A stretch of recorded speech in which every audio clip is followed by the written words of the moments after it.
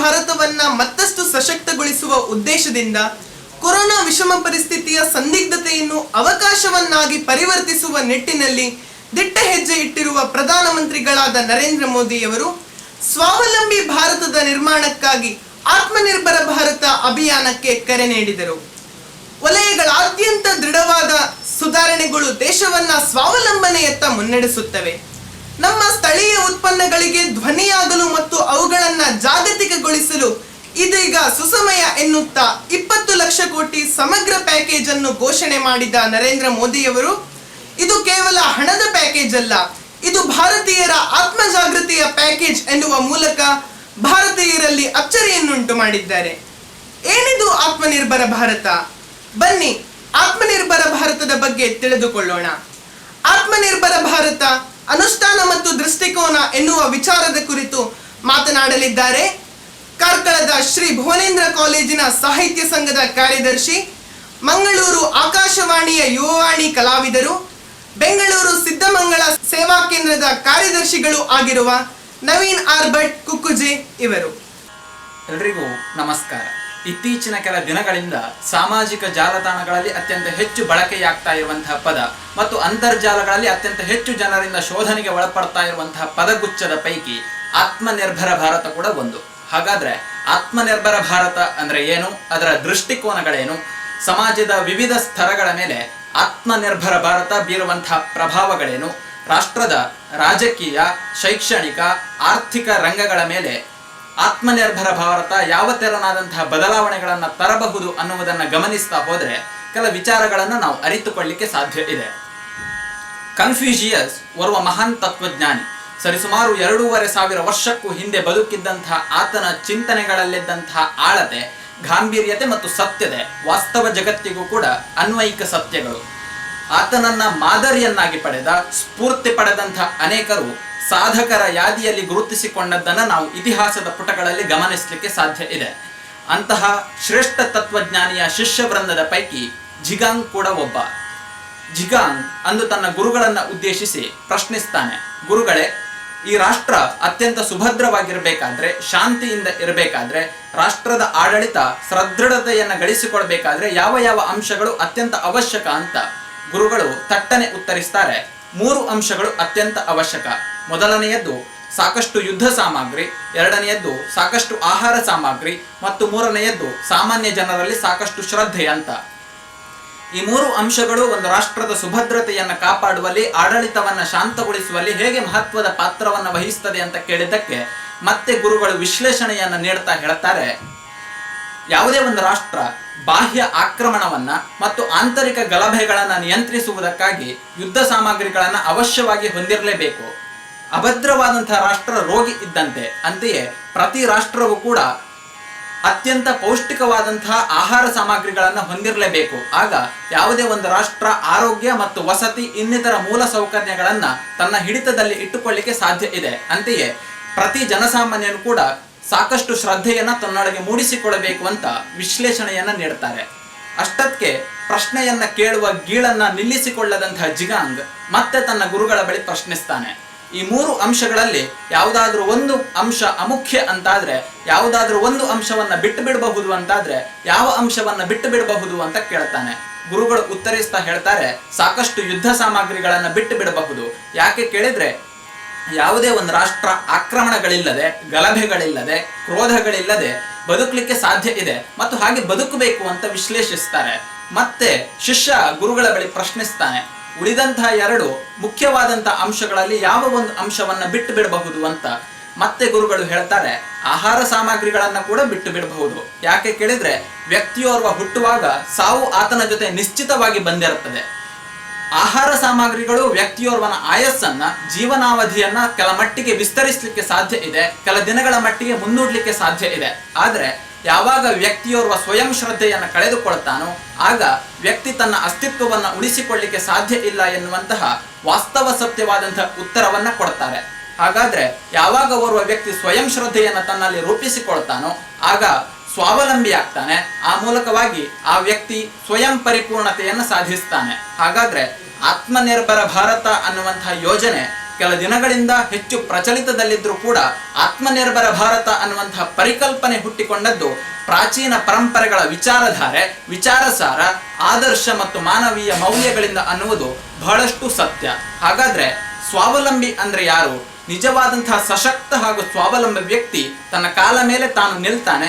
ಆತ ಬುದ್ಧಿಯ ಮಟ್ಟದಿಂದ ವಿವೇಚಿಸ್ತಾನೆ, ಹೃದಯದ ಮಟ್ಟದಿಂದ ಆಲೋಚಿಸ್ತಾನೆ ಮತ್ತು ಮನಸ್ಸಿನಿಂದ ಅದನ್ನ ಪರಾಂಬರಿಸ್ತಾನೆ, ಅದನ್ನ ಮಾತಿನ ಮೂಲಕ ಆತ ವ್ಯಕ್ತಪಡಿಸ್ತಾನೆ. ಆತನನ್ನ ನಿಜವಾದಂತಹ ಸ್ವಾಭಿಮಾನಿ ಹಾಗೂ ಸಮರ್ಥ ವ್ಯಕ್ತಿ ಅಂತ ಕರಿಬಹುದು.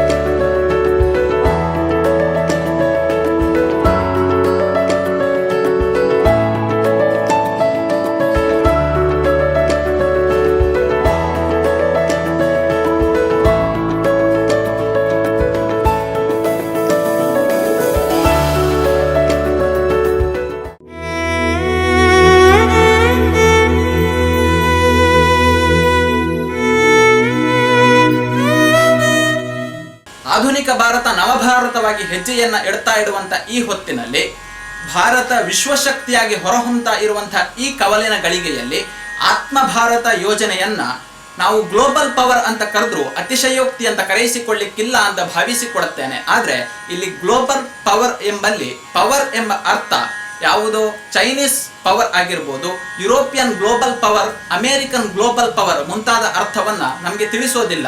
ಇಲ್ಲಿ ಪವರ್ ಎಂಬುದು ಪಾಶ್ಚಾತ್ಯ ತತ್ವಶಾಸ್ತ್ರಕ್ಕೆ ಅನುಕೂಲವಾದಂತ ಅಥವಾ ಇಂಗ್ಲಿಷ್ ಶಬ್ದಕೋಶದಲ್ಲಿ ನೀಡುವಂತಹ ಅರ್ಥವನ್ನ ನಮಗೆ ಪ್ರತಿಬಿಂಬಿಸುವುದಿಲ್ಲ. ಬದಲಾಗಿ ಪರಂಪರಾಗತ ಅನುಸಾರಗಳನ್ನು ಹೊಂದಿಕೊಂಡು ಬಂದಂತಹ ಅರ್ಥವನ್ನ ಈ ಪವರ್ ಎಂಬ ಪದ ನಮಗೆ ನೀಡಲಿಕ್ಕೆ ಸಾಧ್ಯ ಇದೆ.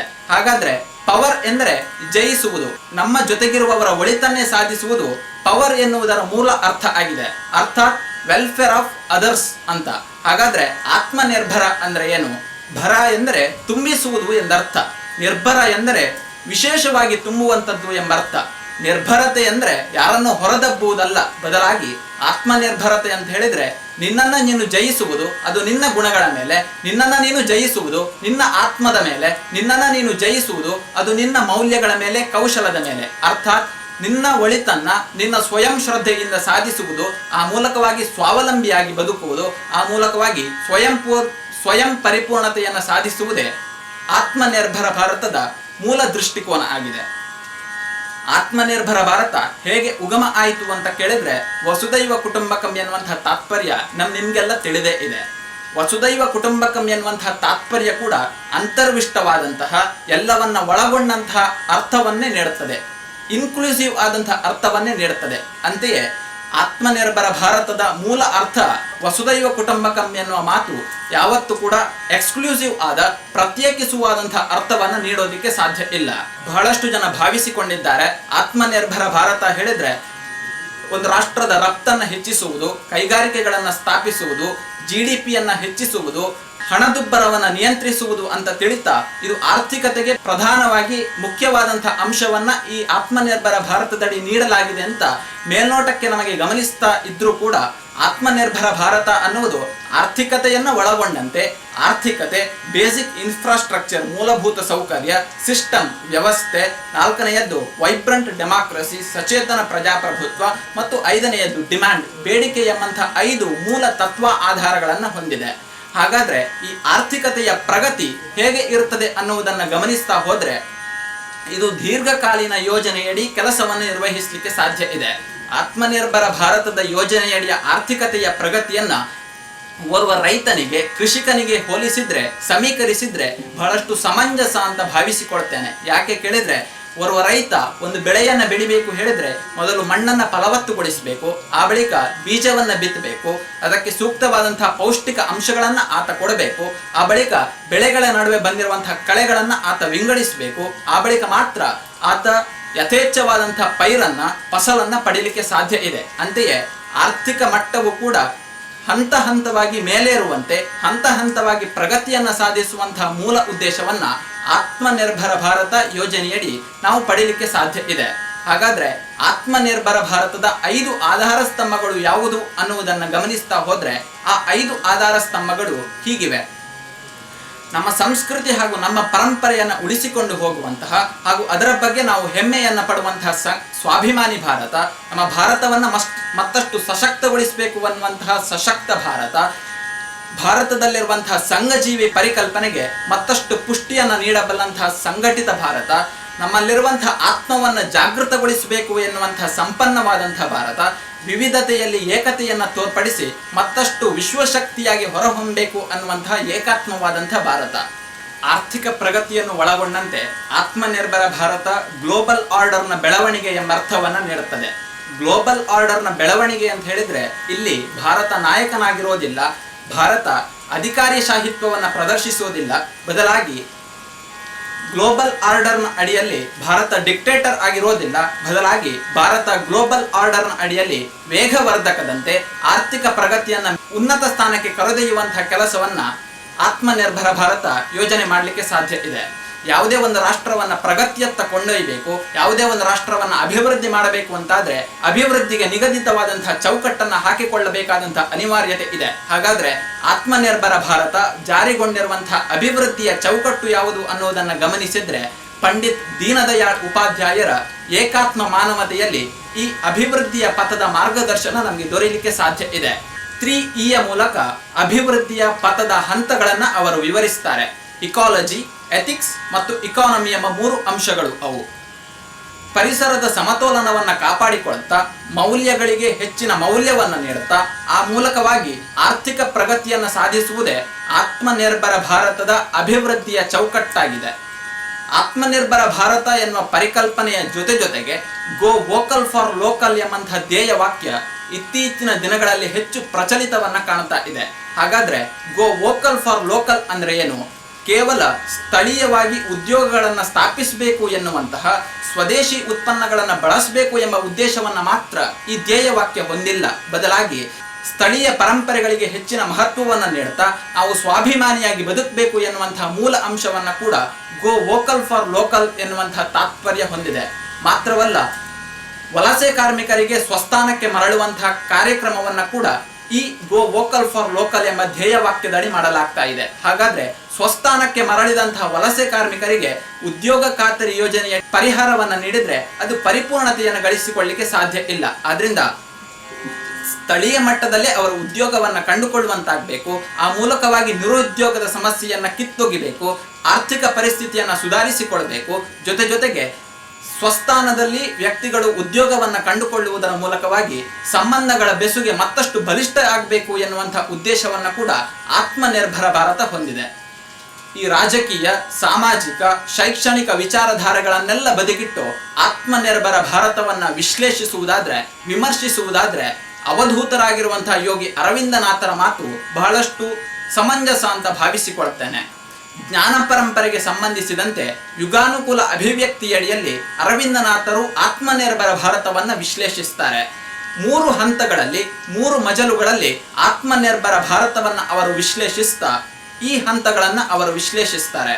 ಪರಂಪರಾನುಗತವಾಗಿ ಭಾರತದಲ್ಲಿರುವಂತಹ ಜ್ಞಾನ ರಾಶಿಯನ್ನ, ಜ್ಞಾನ ವ್ಯವಸ್ಥೆಯನ್ನ ಮುಂದಿನ ಪೀಳಿಗೆಗೆ ಹಸ್ತಾಂತರಿಸಬೇಕು ಎನ್ನುವುದು ಮೊದಲನೇ ಮಜಲು. ಎರಡನೆಯದ್ದು, ವಾಸ್ತವ ಜಗತ್ತಿಗೆ ತಕ್ಕನಾಗಿ ಪರಂಪರಾನುಗತವಾಗಿ ಬಂದಿರುವಂತಹ ಜ್ಞಾನ ವ್ಯವಸ್ಥೆಯನ್ನ ಪ್ರಸ್ತುತ ಸಂದರ್ಭಕ್ಕೆ ಅನುಕೂಲವಾಗುವಂತೆ ವ್ಯಾಖ್ಯೆ ಮಾಡಬೇಕು ಎನ್ನುವುದು ಎರಡನೇ ಮಜಲು. ಹಾಗೂ ವಿವಿಧ ಸ್ತರಗಳಿಗೆ ಅನುಕೂಲವಾಗುವಂತೆ ಹೊಸ ಜ್ಞಾನವನ್ನ ಸೃಜನೆ ಮಾಡಬೇಕು, ಹೊಸ ಜ್ಞಾನವನ್ನ ಸೃಷ್ಟಿಸಬೇಕು ಎನ್ನುವುದು 3ನೇ ಮಜಲು. ಈ ಮೂಲಕವಾಗಿ ಹೊಸ ಪೀಳಿಗೆಯನ್ನು ರೂಪಿಸಬೇಕು. ಆ ಮೂಲಕವಾಗಿ ಭಾರತ ಸ್ವತಂತ್ರರಾಗುವಂತೆ, ಭಾರತ ಸ್ವತಂತ್ರಶೀಲವಾಗಿ ಮುನ್ನಡೆಯುವಂತೆ ನಡೆಸಬೇಕು ಎನ್ನುವಂತಹ ಉದ್ದೇಶವನ್ನ ಕೂಡ ಆತ್ಮನಿರ್ಭರ ಭಾರತ ಯೋಜನೆಯಡಿ ಮಾಡಲಾಗ್ತಾ ಇದೆ. ಹಾಗಾದ್ರೆ ಆತ್ಮನಿರ್ಭರ ಭಾರತದ ಮೂಲ ತೀಕ್ಷ್ಣ ಗುರಿ ಎಲ್ಲಿದೆ ಅನ್ನುವುದನ್ನು ಗಮನಿಸಿದ್ರೆ, ರಾಷ್ಟ್ರದ ಬಗ್ಗೆ ಹೆಮ್ಮೆಯನ್ನು ಪಡುವಂತಹ ಸ್ವದೇಶಿ, ರಾಷ್ಟ್ರದ ಪರಂಪರೆಯ ಬಗ್ಗೆ ಮತ್ತಷ್ಟು ಅಭಿಮಾನವನ್ನು ತಳೆಯುವಂತಹ ಸ್ವಭೂಷ ಮತ್ತು ನಮ್ಮ ಭಾಷೆಗಳಿಗೆ ಹೆಚ್ಚಿನ ಮಹತ್ವವನ್ನು ನೀಡುವಂತಹ ಸ್ವಭಾಷಾ ಪರಿಕಲ್ಪನೆಯನ್ನು ಮೈಗೂಡಿಸಿಕೊಂಡ್ರೆ ಆತ್ಮನಿರ್ಭರ ಭಾರತ ಮತ್ತಷ್ಟು ಸದೃಢತೆಯನ್ನು ಗಳಿಸಿಕೊಳ್ಳಲಿಕ್ಕೆ ಸಾಧ್ಯ ಇದೆ. 17ನೇ ಶತಮಾನದಲ್ಲಿ ಇಂಗ್ಲೆಂಡ್ ಮತ್ತು ಫ್ರಾನ್ಸ್ನ ನಡುವೆ ನಡೆದಂತಹ ಯುದ್ಧ ಆಂಗ್ಲೋ ಫ್ರೆಂಚ್ ಕದನ ಎಂದು ಇತಿಹಾಸದ ಪುಟಗಳಲ್ಲಿ ಉಲ್ಲೇಖ ಆಗುತ್ತೆ. ಇಂಗ್ಲೆಂಡಿಗಿಂತ ಅತ್ಯಂತ ಹೆಚ್ಚು ಮಿಲಿಟರಿ ಶಕ್ತಿಯನ್ನ ಹೊಂದಿದ್ದು ಕೂಡ ಫ್ರಾನ್ಸ್ ದೇಶ ಇಂಗ್ಲೆಂಡ್ನ ಬಳಿ ಸೋಲನ್ನು ಒಪ್ಪಿಕೊಳ್ಳುತ್ತೆ, ಶರಣಾಗತಿ ಆಗುತ್ತೆ. ಆ ಸಂದರ್ಭ ಫ್ರಾನ್ಸ್ನ ಬಳಿ ಪ್ರಶ್ನೆಯನ್ನ ಕೇಳಲಾಗುತ್ತೆ, ಇಂಗ್ಲೆಂಡಿಗಿಂತಲೂ ಅತ್ಯಂತ ಸದೃಢವಾದಂತಹ ಸೈನ್ಯ ಶಕ್ತಿಯನ್ನ ಹೊಂದಿದ್ರು ಕೂಡ ಫ್ರಾನ್ಸ್ ಯಾಕೆ ಯುದ್ಧದಲ್ಲಿ ಸೋಲನ್ನ ಒಪ್ಪಿಕೊಳ್ಳಬೇಕಾಗತ್ತೆ ಅಂತ ಫ್ರಾನ್ಸ್ನ ಸೇನಾಪತಿ ಅತ್ಯಂತ ಸೂಕ್ತವಾದಂತಹ ಉತ್ತರವನ್ನ ಕೊಡ್ತಾರೆ. France was not defeated in the battle field, France was defeated in the night clubs of Paris ಎಂಬ ಐತಿಹಾಸಿಕವಾದಂತಹ ಉತ್ತರವನ್ನ ಕೊಡ್ತಾರೆ. ನಮ್ಮ ರಾಷ್ಟ್ರದ ಜನರು, ನಮ್ಮ ರಾಷ್ಟ್ರ ಸಂಕಷ್ಟದಲ್ಲಿದೆ, ಯುದ್ಧದಲ್ಲಿದೆ ಎಂಬುದನ್ನು ಅರಿಯದೆ ವಿಲಾಸಿ ಜೀವನವನ್ನ, ಮನೋರಂಜನೆಯ ಜೀವನವನ್ನ ಮುಂದುವರಿಸ್ತಾ ಇದ್ದಂತಹ ಕಾರಣಕ್ಕಾಗಿ ಈ ರಾಷ್ಟ್ರಕ್ಕಾಗಿ ನನ್ನಿಂದ ನಾನೇನಾದ್ರೂ ಕೊಡುಗೆಯನ್ನ ಕೊಡಬೇಕು ಎನ್ನುವಂತಹ ತುಡಿತವನ್ನ ವ್ಯಕ್ತಪಡಿಸದೆ ಇದ್ದ ಕಾರಣಕ್ಕಾಗಿ ನಮ್ಮ ರಾಷ್ಟ್ರ ಸೋಲನ್ನ ಒಪ್ಪಿಕೊಳ್ಬೇಕಾಯಿತು ಎಂಬ ಐತಿಹಾಸಿಕವಾದಂತಹ ಉತ್ತರವನ್ನ ಕೊಡ್ತಾರೆ. ಯಾವಾಗ ಒಂದು ರಾಷ್ಟ್ರದ ಜನರು ಸ್ವಾರ್ಥಿಗಳಾಗ್ತಾರೋ, ಯಾವಾಗ ರಾಷ್ಟ್ರದ ಯುವ ಜನತೆ ಮಾರ್ಗದರ್ಶನದ ಕೊರತೆಯಿಂದ ಬಳಲ್ತಾರೋ, ಯಾವಾಗ ಪ್ರತಿಯೋರ್ವ ವ್ಯಕ್ತಿಯಲ್ಲಿ ಹೇಗೋ ಆದರೆ ಆಯಿತು ಎಂಬ ಉದಾಸೀನ ಪ್ರವೃತ್ತಿಯನ್ನು ತನ್ನೊಳಗೆ ಆವಾಹಿಸಿಕೊಳ್ತಾರೋ, ಆಗ ಆತ್ಮನಿರ್ಭರ ಭಾರತದಂತಹ ಅನೂಹ್ಯ ಯೋಜನೆಗಳು ಕೂಡ ಕಾರ್ಯಗತವಾಗಲಿಕ್ಕೆ ಸಾಧ್ಯ ಇಲ್ಲ. ಅದು ಕೇವಲ ಅರಳಿ ಮರದ ಕಟ್ಟೆಯ ಕೆಳಗಿನ ಹರಟೆಯ ವಿಷಯವಾಗಿಯೇ, ಹರಟೆಯ ವಸ್ತು ವಿಷಯವಾಗಿಯೇ ಉಳಿಲಿಕ್ಕೆ ಸಾಧ್ಯ ಇದೆ. ರವೀಂದ್ರನಾಥ ಠಾಗೂರ್ ಅವರ ಒಂದು ಮಾತು ಪ್ರಸ್ತುತ ಸಂದರ್ಭಕ್ಕೆ ಬಹಳಷ್ಟು ಸಮಂಜಸ ಅಂತ ಭಾವಿಸಿಕೊಳ್ತೇನೆ. ರವೀಂದ್ರನಾಥ ಠಾಗೂರ್ ರವರು ಹೇಳ್ತಾರೆ, ಪ್ರತಿ ರಾಷ್ಟ್ರವೂ ಕೂಡ ವಿಭಿನ್ನವಾದಂತಹ ಪ್ರಶ್ನೆ ಪತ್ರಿಕೆಯನ್ನು ಹೊಂದಿದೆ. ಪ್ರಶ್ನೆ ಪತ್ರಿಕೆ ಒಂದೇ ಆಗಿದ್ದಾಗ ಉತ್ತರವನ್ನು ನಕಲು ಮಾಡುವುದರಿಂದ ಉತ್ತೀರ್ಣತೆಯನ್ನು ಗಳಿಸಿಕೊಳ್ಳಿಕ್ಕೆ ಸಾಧ್ಯ ಇದೆ. ಆದರೆ ಪ್ರಶ್ನೆ ಪತ್ರಿಕೆ ಬೇರೆ ಬೇರೆಯಾಗಿದ್ದಾಗ ಉತ್ತರವನ್ನು ನಕಲು ಮಾಡಲಿಕ್ಕೆ ಹೋದ್ರೆ ನಾವೆಲ್ಲರೂ ಅನುತ್ತೀರ್ಣರಾಗಿ ಇರಬೇಕಾಗತ್ತೆ. ಆದ್ರಿಂದ ಸ್ವಯಂ ಶ್ರದ್ಧೆಯ ಮೂಲಕ ಸ್ವಾವಲಂಬಿಗಳಾಗಿ ಬದುಕಬೇಕಾಗಿದೆ. ಮನುಸ್ಮೃತಿಯಲ್ಲಿ ಒಂದು ಮಾತಿದೆ, ಸರ್ವಂ ಆತ್ಮವಶಂ ಸುಖಂ ಸರ್ವಂ ಪರವಶಂ ದುಃಖಂ ಅಂತ. ನಾವು ಯಾವಾಗ ಸ್ವಾವಲಂಬಿಗಳಾಗ್ತೇವೋ ಆಗ ನಾವು ಸುಖವನ್ನ ಪಡೀಲಿಕ್ಕೆ ಸಾಧ್ಯ ಇದೆ. ನಾವು ಯಾವಾಗ ಪರಾಧೀನರಾಗ್ತೇವೋ ಆಗ ನಾವು ದುಃಖವನ್ನೇ ಅನುಭವಿಸಬೇಕಾಗ್ತದೆ. ಆದ್ರಿಂದ ಆತ್ಮನಿರ್ಭರ ಭಾರತ ಎನ್ನುವ ಯೋಜನೆಯಡಿಯಲ್ಲಿ ನಾವೆಲ್ಲರೂ ಸ್ವಯಂ ಶಕ್ತಿಯಿಂದ ಸ್ವಾವಲಂಬಿಗಳಾಗೋಣ. ಆ ಮೂಲಕವಾಗಿ ಸ್ವಯಂ ಪರಿಪೂರ್ಣತೆಯನ್ನು ಸಾಧಿಸೋಣ. ವಿಶ್ವದ ಶಕ್ತಿಯಾಗಿ ಹೊರಹೊಮ್ಮುವಲ್ಲಿ ನಾವೆಲ್ಲರೂ ಪಾತ್ರಧಾರಿಗಳಾಗೋಣ. ಎಲ್ಲರಿಗೂ ನಮಸ್ಕಾರ.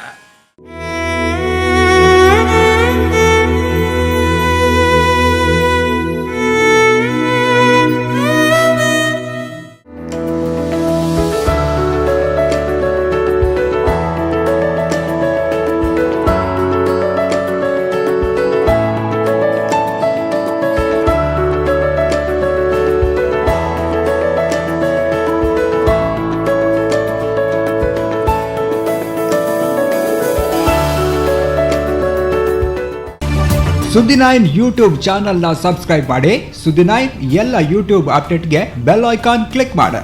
ಸುದ್ದಿ 9.